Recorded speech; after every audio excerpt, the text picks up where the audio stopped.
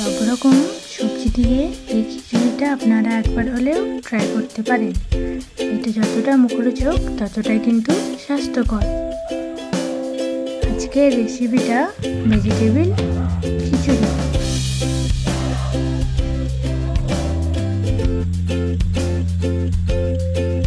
তো চলো দেরি না করে বানানো যাক।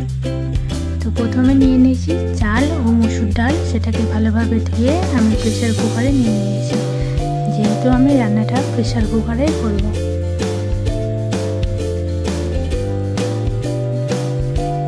তারপরে নিয়ে নিয়েছি কুচনো পটল ও কুচনো আলু। তারপরে দিয়ে দিলাম জল, তারপরে দিয়ে দিলাম সামান্য হলুদ গুঁড়ো,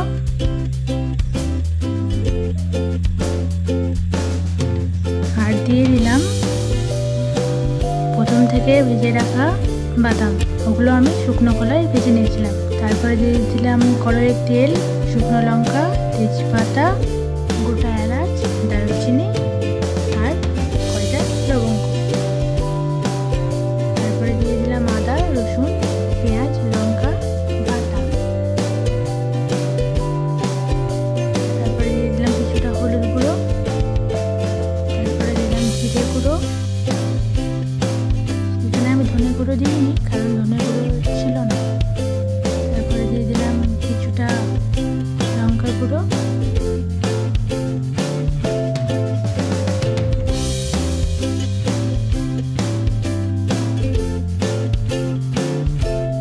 ভালোভাবে কষে নেওয়ার পরে সেটাকে দিয়ে দিলাম।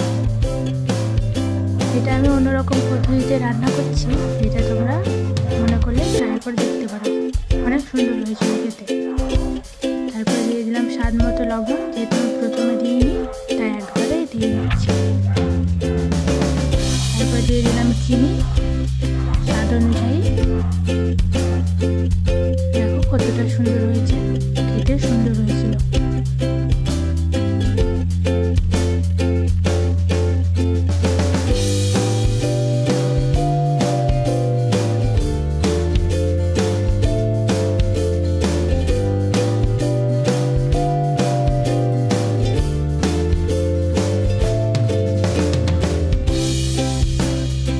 খিচুড়ির সঙ্গে মা বানিয়েছিল পটল ভাজা ও ডিমে আলুতে কষা।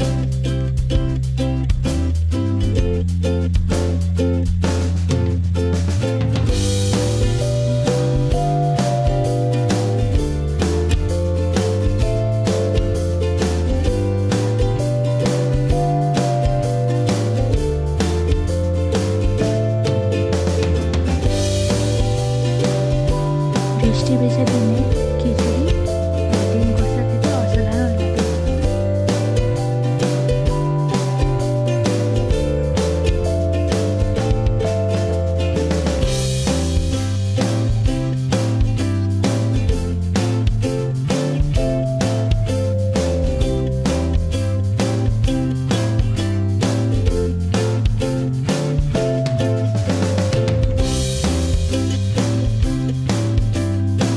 তোমরাও কি বৃষ্টি ভেজা